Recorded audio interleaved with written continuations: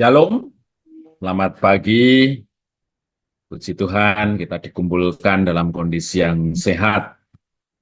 Bapak Ibu Saudara, pada pagi hari ini jadi dunia ini, Bapak Ibu Saudara, menciptakan segala sesuatu, bahkan di saat-saat ini untuk memperoleh sesuatu itu harus melalui kompetisi begitu ya, sehingga kita mengenal apa yang disebut dengan loser and winner ya, siapa yang menang, siapa yang kalah.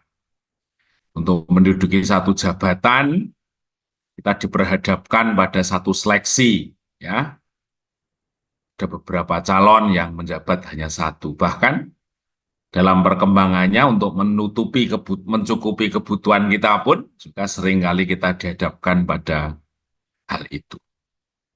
Nah, seringkali pemahaman mengenai menang kalah itu kita bawa dalam mengikut Tuhan, ya. Kita mau lihat sebenarnya konsep kemenangan yang diajarkan firman ketika kita ada di dalam panggilannya Tuhan itu seperti apa. Ya. Di Roma 8 ayat 37 sampai 39. Tetapi dalam semuanya itu kita lebih daripada orang-orang yang menang oleh Dia yang telah mengasihi kita.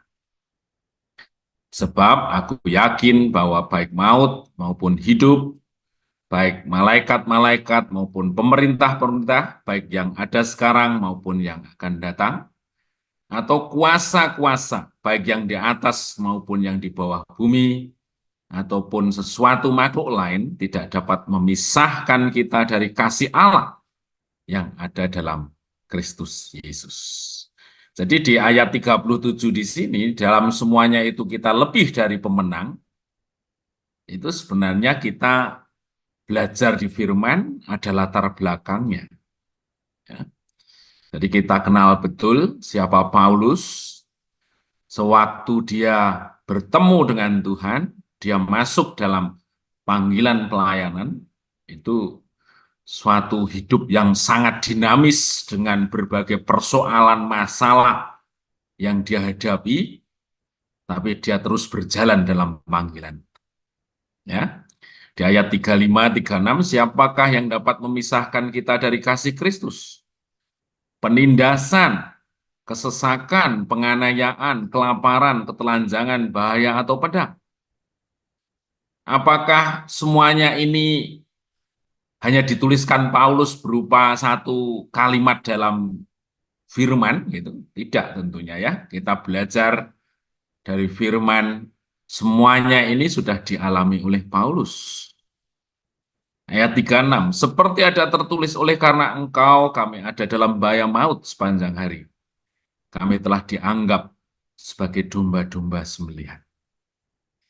Jadi dalam faktanya Paulus menghadapi berbagai persoalan di dalam kehidupannya.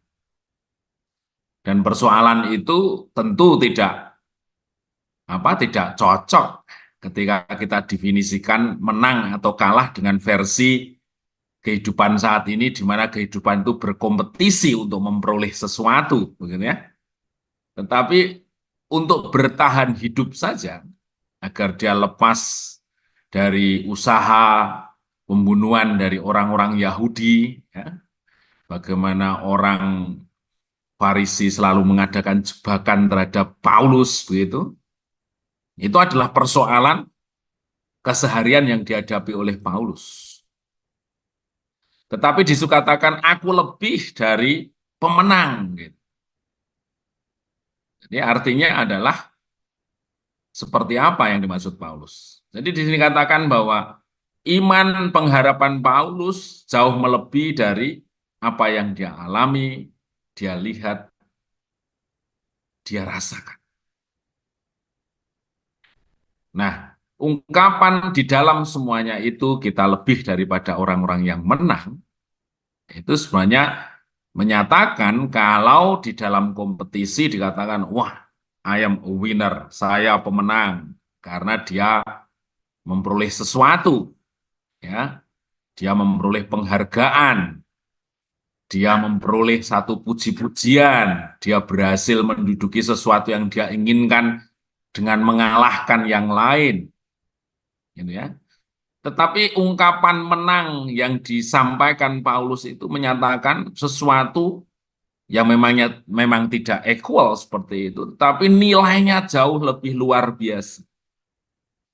Bukan satu kemenangan menurut persepsi yang kita lihat di saat-saat ini, tetapi jauh lebih besar. Dan itu akan menghasilkan satu perubahan nilai, akan menghasilkan sesuatu nilai yang sangat besar di dalam hidup. Ya. Jadi kalau kemenangan versi dunia ini, ya dia memperoleh rasa bangga, dia memperoleh sesuatu yang dia inginkan, di mana orang lain tidak bisa memperolehnya. Ya. Tetapi ungkapan kemenangan ini adalah itu bermanfaat bagi dirinya sendiri dan itu akan memberikan satu nilai yang jauh lebih besar dari segala sesuatu. Nah, di sini di ayat 38, kemenangan yang dimaksud Paulus adalah tidak akan dapat memisahkan kita dari kasih Allah yang ada dalam Kristus Yesus Tuhan kita. Jadi kebersamaan dengan Allah itu merupakan satu kemenangan kehidupan kita di dalam Tuhan. Ya. Apapun yang terjadi secara lahiriah, secara sesuatu yang orang yakini dalam kehidupan keseharian ini, sekalipun itu berbeda dengan fakta yang kita dapat, tetapi kita tetap bisa tinggal di dalam kebenaran Kristus. Itu yang dimaksud dengan kemenangan. Kemenangan itu akan membuat kita memperoleh segala sesuatu, yaitu hidup. Ya. Jadi Bapak Ibu Saudara, barangkali dalam perjuangan kita, di dalam keseharian kita masih harus terus meluangkan waktu, fokus, segenap kekuatan kita. Tetapi terpujilah namanya ketika kita tetap tinggal di dalam kebenaran. Kristus ada di dalam hidup kita. Itu kemenangan yang kita raih senantiasa. Di dalam dia kita akan peroleh nilai yang besar, yang tidak diperoleh dengan, yang tidak bisa dibandingkan dengan nilai-nilai apapun yang dianggap menang oleh dunia ini. Jadi itu sesungguhnya yang memberikan satu kepastian, satu damai sejahtera, dan sukacita yang tetap tinggal di dalam hidup. Nah, pertanyaannya bagi kita adalah, apakah dalam menjalani kehidupan ini pikiran kita sama dengan pikiran firman itu?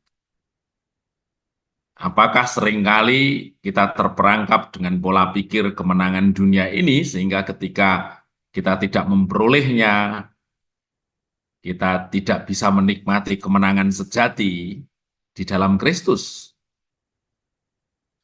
Apakah ketidakterpisahan dari Kristus itu merupakan sesuatu yang paling berharga dalam hidup ini, sehingga tujuan utama, usaha utama yang kita lakukan adalah kita tetap menjaga, kita tinggal di dalam Kristus. Atau justru itu mulai dikaburkan dengan hal-hal lain, dengan tujuan-tujuan lain, dengan pengertian-pengertian lain, sehingga kita menganggap bahwa nilai kebersamaan dengan Kristus itu bukan merupakan satu nilai yang paling besar dalam hidup. Itu kita semua sepakat, kita sebagai orang percaya, bahwa ketika kita tetap tinggal dalam kebenaran, kita ada di dalam panggilan Tuhan. Itulah kemenangan besar yang ada dalam hidup kita senantiasa, sehingga kita tetap mengupayakan untuk kita tetap tinggal di dalam Kristus. Terpujilah namanya, semoga firman ini mendorong kita untuk semakin fokus, mengikut, mengasihi Tuhan, memberikan hidup kita dalam panggilannya. Mari kita berdoa.